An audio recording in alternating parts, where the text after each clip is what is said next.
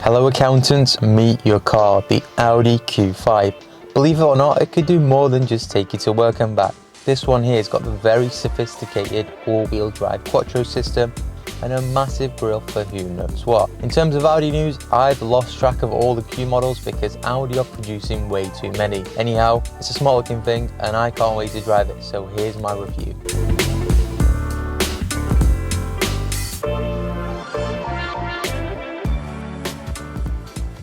As for the model variant that I'm reviewing today, it's the 2016 Audi Q5 S-Line Quattro with a 2-litre diesel engine currently producing 187 brake horsepower and 295 pounds-foot of torque. It will take about 8.4 seconds to get up to 60 miles per hour, and it will top out at 130 miles per hour if you do find the space. It's also an SUV, so it weighs pretty heavy. It weighs in at just under 1.9 tons. Now let's talk price and running costs. To tax the Q5 every year, it'll cost £210. And insurance won't be too hefty either because it's in the same insurance group as the Audi A3.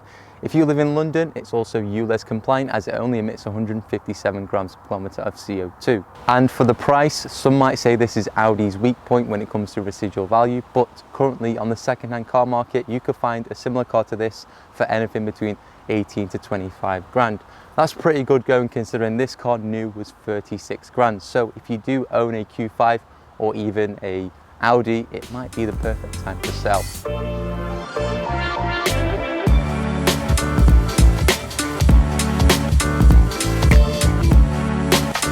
For the design aspect, I am going to sound extremely biased here, but I love the way Audis look from this era, the Q5 especially. It isn't over the top with sharp creases and lines that can be spotted from space. Instead, it's refined, elegant and smooth, basically not too harsh on the eye. The dimensions and proportions are perfect for Britain as well. You'll find it slides through towns and fits into parking spaces without any hassle. Moving on to the rear seats, and thanks to the upright nature of the Q5, there is a lot of headroom. However, there is not a lot of leg room, and there is a massive transmission tunnel which eats into leg room as well. But to keep you happy, Audi have integrated some heated rear seats, if that helps at all. Now let's talk about the Q5 interior, and it's pretty much what you expect. Simple, practical and user-friendly, like previous Audi models have always been. Although this car got given the push to one side treatment by Audi because Audi actually in 2012 incorporated new interiors into the Audi A6, A4, A3 and some other cars.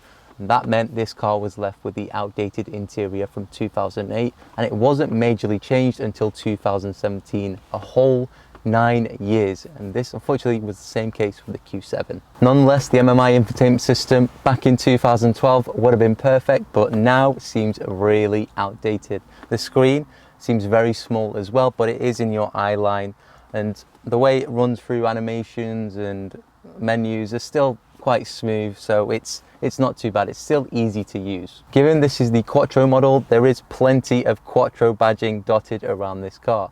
It also does come with hill descent mode, hinting at you that you could take your Q5 off-road. Looking at the center console, you can see the gear lever to control your S-tronic gearbox. It does also come with flappy paddles. Interesting element on the flappy paddles though is on the plus and minus signs at night, they do light up red. Haven't seen that in any other car, or they're usually just a white color. Anyway, enough ramble. I think it's time we went for a drive.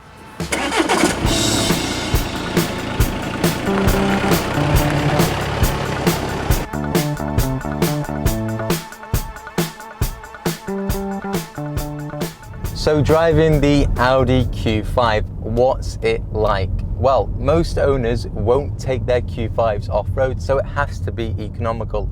And this car currently is doing 19 miles per gallon.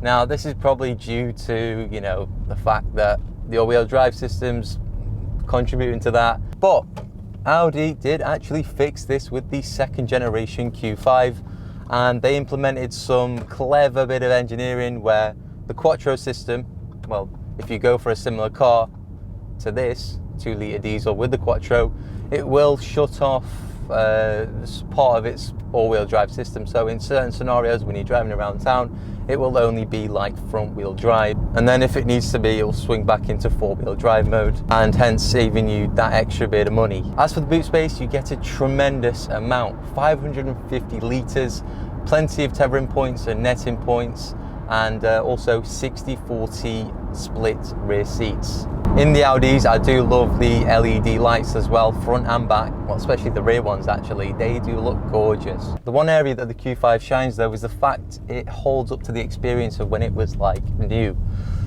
Most cars, generally speaking, tend to feel quite weak in terms of the steering starts to get loose, the suspension's weak, the engine starts to work harder. But this car, even with 49,000 miles on the clock and the 7-speed S-tronic gearbox, still feels pretty fresh. Now, given the S-tronic gearbox is great, it does need to be serviced every 35,000 miles. So as you as a second-hand car buyer might be the unlucky one that has to do that. And also don't forget the diesel engines use a timing belt, and they need to be replaced every 60,000 miles or so. But all that aside, let's just give the Q5 some thrust, given now it's warmed up. The S-tronic gearbox, super smooth.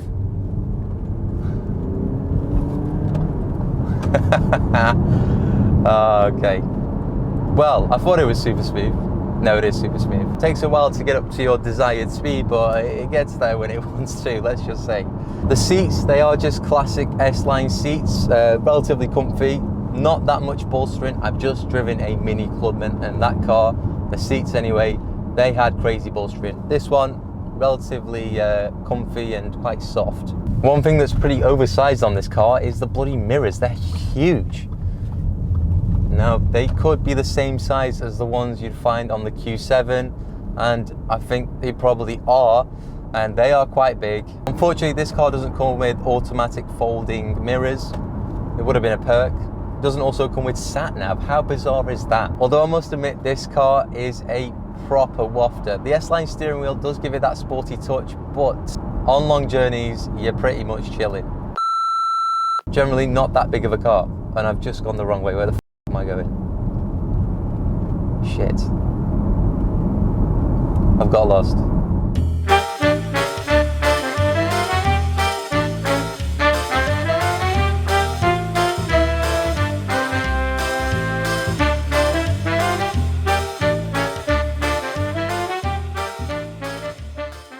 Not a very high revving engine, I must admit. Only revs up until about 5,000 RPM, really low actually. Yeah, it's a diesel, what do you expect? 2-litre TDI. I don't believe there's any drive modes in this car. Let me just double check. Let me go into car. No, there is nothing. No drive modes, just hill descent mode, that's it. And traction control off, and start-stop buttons. Oh no, this car comes with start-stop. Ow. This car also uses AdBlue, but it drinks it like it's no other. This car does most of its miles in town, and that could be a contributing factor to that, I'm not too sure. But you are looking to fill up the AdBlue every 2 to 3 months, or maybe even 1 to 2 months, because it just drinks it. Can you hear that? Plastic flappy paddles. In an Audi, this car is 36, 37 grand new, and why are we getting plastic flappy paddles? That's bang out order. I think the whole SUV segment, it's just not for me. I need that frill, I need the handling. It's not that great of a handler, this Q5, believe it or not. And it just lacks in those areas. It can just become a little bit too boring. So we've got about, just over 3/4 of a tank, and it is showing a range of 485 miles. So quite a big fuel tank actually. Just really poor MPG. It's probably as bad as a Honda Civic Type R level, that. Maybe even worse actually. SVR, Velar SVR level. Start-stops initiated. So quiet in this cabin. Can't hear anything. I think it's going to be majority used as a school run car, and rightly so is. But in terms of the infotainment system, really not much you can find in there. I've tried to have a look around. nothing interesting to report back to you guys. But I think the real test comes when you take this car off-road, and unfortunately I won't be doing that today because it's not my car. I would love to take a Q5 off-road and see how capable it is, but I've heard it's really good off-road or on snow by the owner. So positive feedback from there, which is good. I think Audis from this era are probably going to be the best Audis because they were the best looking, not too sharp, not too angular. The new ones, they're just a bit too crazy in your face, way too aggressive. Audi usually is subtle. You don't need to be, you know Audis are good anyway.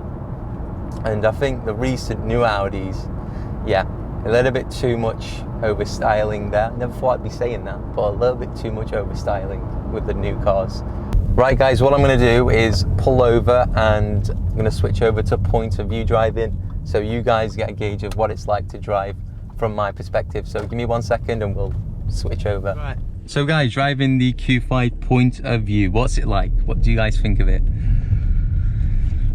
Now, I like where the gear lever is actually positioned. It's not too far low or too far high. Right, fits straight into your hand. Oh, there's a little bit of a kick to the steering wheel actually. Can you see that? These bits, a little bit of a bulge. Does help with hand placement on the steering wheel. But yeah, can you guys see my point with the dials? Look how nice they look. Audi really do nail it with dials. Something I love to brag about, but it's true. The seating position is really high as well, but that's as expected because it's an SUV. Am I a fan of the high riding position? Probably not. I love being low down to the ground. If you want to feel high, you want to feel like you're driving a Range Rover, there you go, you can get a Q5. Feels exactly the same. It's also a car that's holding value a lot recently, and that's not really that common with Q5s actually. So if you do have an Audi, make sure, you know, you could potentially get rid of it for good money. Audis drop in price like a stone. The indicators and stalks feel fantastic to the touch. Yeah. Still, after how many years? It's about 5, 6 years or whatever, 3, 4 years. Still feel quality.